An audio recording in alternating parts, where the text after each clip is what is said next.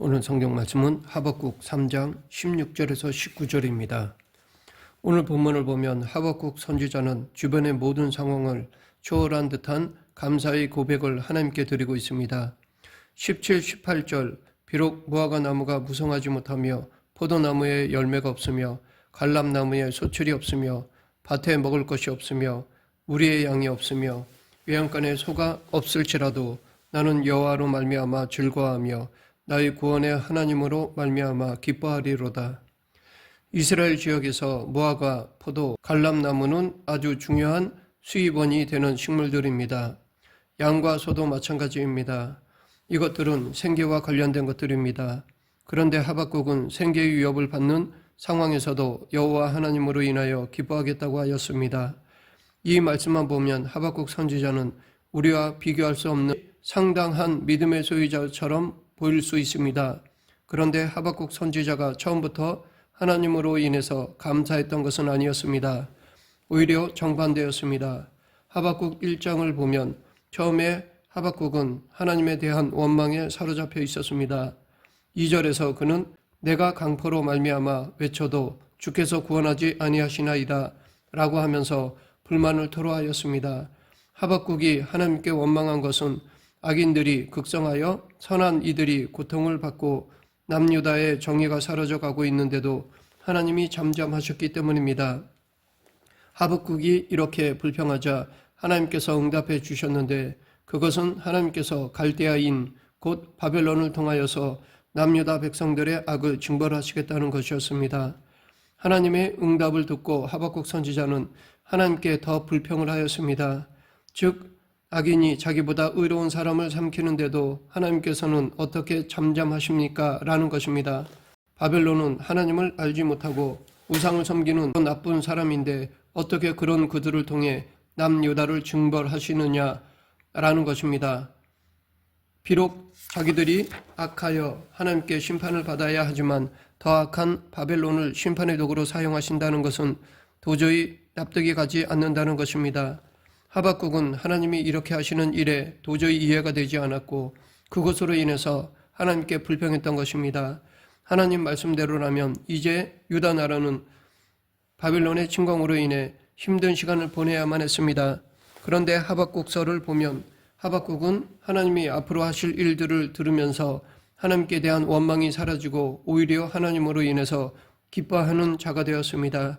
오늘 말씀을 통해서 하박국이 무엇으로 인해서 하나님에 대한 원망이 기쁨과 감사로 바뀌었는지에 대해 알아보겠습니다. 먼저 하박국은 18절에서 나는 여호와로 말미암아 즐거워하며 나의 구원의 하나님으로 말미암아 기뻐하리로다 라고 선포하였습니다. 하박국이 환난 속에서도 기뻐할 수 있었던 것은 하나님이 자신을 구원할 분으로 깨달았기 때문입니다. 하나님은 남유다 백성들이 죄를 지음으로 바벨론에게 멸망당할 것을 말씀해 주셨습니다.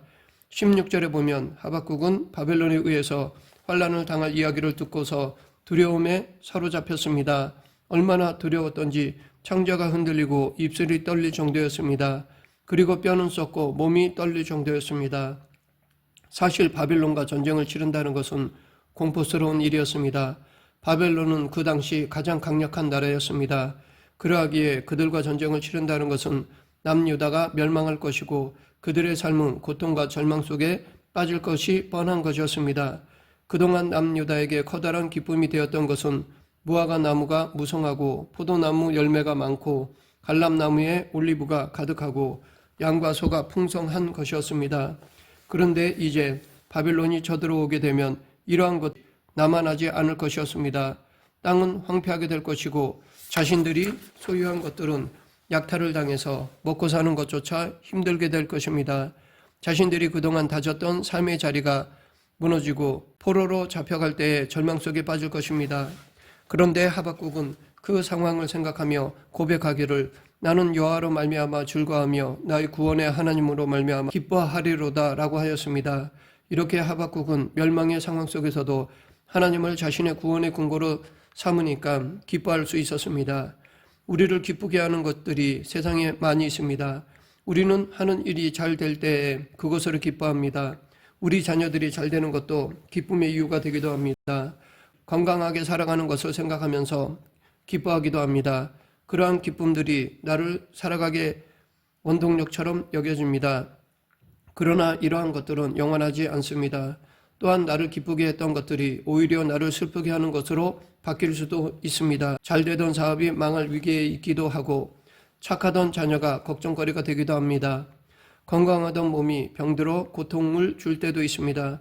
이런 상황이 닥치면 이것들을 나의 삶의 의미로 두고 살았던 사람들은 절망에 빠지게 됩니다. 그동안 이스라엘 백성들은 농작물이 잘 되고 양들이 많고 외양간에 송아지가 많은 것으로 기뻐하며 자신들이 살아가는 근거로 생각했었습니다. 그런데 그것이 없어지게 되면 당장 죽을 것만 같을 것입니다. 그런데 하박국은 그때에 도리어 기뻐할 수 있었습니다. 왜냐하면 자신의 기쁨의 근거를 완전하지 못하고 요동하는 세상 것에 둔 것이 아니라 자신을 구원하시는 변함없으신 하나님께 두었기 때문입니다. 하박국은 비록 농작물이 안 되고 짐승이 없을지라도 원수가 나라를 망하게 할지라도 자신의 구원은 세상 것이 아니라 하나님께 달려 있음을 잘 알고 있었습니다. 우리가 세상에서 환난을 당하지만 그럼에도 기뻐할 수 있는 이유도 이와 마찬가지입니다. 우리가 이 땅에 있는 것들을 우리를 구원의 근거로 삼는 것이 아니라 하나님이 진정한 구원자이심을 믿기 때문입니다. 오늘날 우리의 삶의 기초를 흔드는 재난들이 많이 있습니다. 재난과 전염병들, 각종 사고들이 많이 발생합니다. 비록 우리가 이러한 일을 당한다 할지라도 그럼에도 우리가 기뻐할 수 있는 것은 하나님께서는 이런 환난 가운데서도 우리를 구원하시는 구원자가 되시기 때문입니다. 그러하기에 우리도 삶의 절망 가운데 죽을 것 같은 순간이 있을 때 절망하지 말아야 할 것입니다. 도리어 하나님이 나의 구원자이심을 고백하며 하박국과 같이 여호와로 기뻐할 수 있어야 할 것입니다. 계속해서 하박국 선지자가 하나님으로 인해 기뻐할 수 있었던 것은 하나님이 긍휼하신 분이시라는 것을 믿었기 때문입니다. 하나님은 남유다가 죄로 인해서 바벨론에 멸망당할 것을 말씀하셨습니다. 그런데 하나님은 남유다가 바벨론에게 망하고 포로로 잡혀가지만 그들을 구원하시겠다고 말씀하셨습니다. 그리고 그 구원의 근거가 바로 하나님의 긍휼하심이라는 것입니다. 하박국 선지자는 3장 2절에서 하나님께 진노 중에라도 긍휼을 잊지 마옵소서라고 간구하였습니다. 즉 하박국 선지자는 하나님이 유다 백성들에게 긍휼을 잊지 마시고 베풀어 주실 것을 기도하였습니다. 사실 남유다가 하나님의 구원을 받을 만한 어떠한 일을 한 적이 없습니다. 오히려 불순종하여 하나님을 진노케 만드는 자들이었습니다. 하나님께서 그들을 강하게 하시고 풍요케 하시면 하나님의 말씀대로 더욱 순종해야 할 텐데 도리어 불순종하며 죄를 쌓았습니다. 그런데도 하나님께서 그들의 구원이 되어주시는 것은 전적으로 하나님의 긍휼하심에 근거한 것입니다. 하박국은 처음에는 하나님께서 악인을 그냥 두고만 보신다고 원망했습니다. 하지만 하나님께서는 악인의 행실에 대해서 무관심했던 것이 아니라 하나님께서는 긍휼한 마음으로 오래 참으셨던 것입니다. 이렇게 하박국 선지자는 유다 백성들의 죄로 따지면 멸망받아 마땅하지만 하나님의 긍휼로 구원받을 것을 알았기에 하나님으로 인해 기뻐할 수 있었던 것입니다. 우리가 죄로 인해 멸망받을 존재임에도 불구하고 하나님의 구원을 경험하게 되는 것은 전적인 하나님의 자비, 긍휼하심 때문인 것입니다.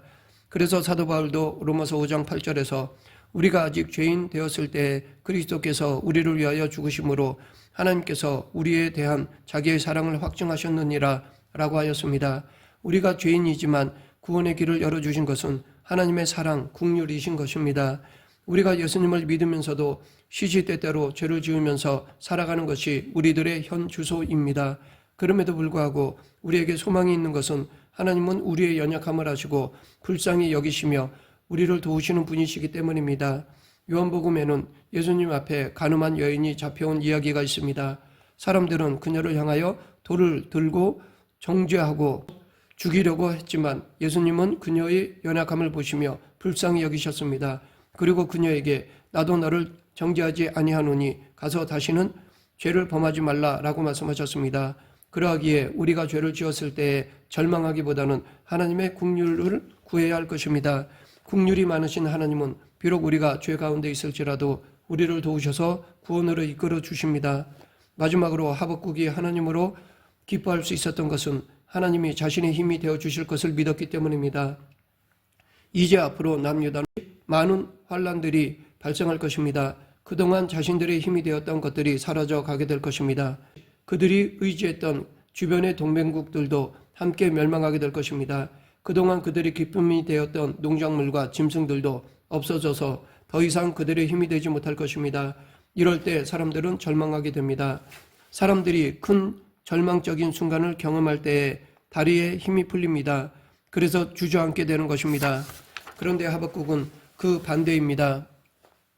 하박국은 오히려 그 환난의 때를 사슴과 같이 힘있게 뛰면서 그 때를 지날 것이라고 하였습니다. 왜냐하면 하나님께서 자신의 발에 힘을 주실 것이기 때문이라는 것입니다. 그러하기에 하박국은 환난을 당하는 것에 대해서 절망하지 않았습니다. 오히려 그러한 환난 때에 그것을 지날 수 있도록 하나님께서 힘을 주실 것을 믿었기에 담대하게 그 환난을 바라보았던 것입니다. 우리에게 진정한 힘은 하나님이십니다. 지금까지 우리가 살아온 것도 우리의 힘이 아닙니다. 위태한 일, 절망적인 일을 만날 때에도 쓰러지지 않고 지금까지 지낼 수 있었던 것도 하나님께서 우리를 도우셔서 감당할 수 있도록 해 주셨기 때문입니다. 사도 바울도 고린도전서 10장 13절에서 사람이 감당할 시험밖에는 너에게 당할 것이 없나니 오직 하나님은 미쁘사 너희가 감당치 못할 시험 당함을 허락하지 아니하시고 시험 당할 즈음에 또한 피할 길을 내사 너희로 능히 감당하게 하시느니라 라고 하였습니다. 하나님께서는 환난과 시험을 주시지만 그것을 감당할 수 있도록 힘도 주십니다. 하나님은 당신이 남유다의 진정한 구원이요 힘이 되심을 남유다 백성들이 깨닫기를 원하셨습니다. 그래서 그들이 의지할 만한 것들을 하나씩 빼앗아 가셨던 것입니다.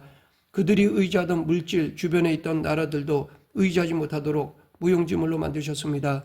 그래서 포로로 잡혀가는 상황까지 만드셨습니다. 이제 그들에게는 아무것도 의지할 만한 것이 남아있지 않았습니다. 그런데 그들 주변에 아무것도 없을 때 그들이 깨닫게 되는 것은 바로 하나님이 그들과 함께 계시고 그들의 구원과 힘이 하나님으로부터 나온다는 것이었습니다. 우리가 환난을 당할 때 그것을 감당할 힘이 없을 때 절망하기 쉽습니다. 그럼에도 우리는 절망하지 말아야 할 이유가 있습니다. 그것은 전능하신 하나님께서 우리와 함께 하시며 우리로 그 모든 환난을 감당할 만한 힘을 주시기 때문입니다. 지금까지 살펴보았듯이 우리가 이 세상에서 기뻐할 것들이 많은데 이 세상의 기쁨은 한시적인 것입니다. 그런 것들을 기쁨의 근원으로 삼는 것은 어리석은 일입니다. 하박국 선지자는 환난의 순간에서 모든 기쁨의 내용들이 사라져 갔을 때 진정한 기쁨의 근본인 하나님을 경험하게 된다고 하였습니다. 그러하기에 우리도 환난 중에 무엇보다 우리를 구원하시는 하나님의 은혜로 그분을 기뻐해야 합니다. 심지어 우리가 우리의 죄로 인해서 환난을 당한다 할지라도 하나님은 우리를 불쌍히 여기셔서 우리를 구원으로 이끄시는 분이심을 믿어야 합니다. 우리가 절망적인 순간에 나를 구원하실 분이 하나님임을 깨달을 때 환난 중에도 진정한 기쁨을 누릴 수 있습니다. 하나님은 또한 우리의 힘이 되십니다. 우리의 힘으로는 이 땅에서의 절망과 환난을 이길 수 없지만 하나님께서는 그 모든 환난을 감당할 수 있도록 우리의 힘이 되어 주십니다. 그러하기에 하나님이 우리의 기쁨임을 경험하는 우리들은 하나님께 또한 기쁨이 되어드리는 삶을 살아야 합니다. 하나님이 우리의 구원자가 되시고 힘이 되심을 믿고 하나님을 기뻐하고 의지하며 우리가 살아갈 때 하나님은 또한 그런 우리의 모습을 보시고 기뻐하십니다. 말씀을 맺겠습니다.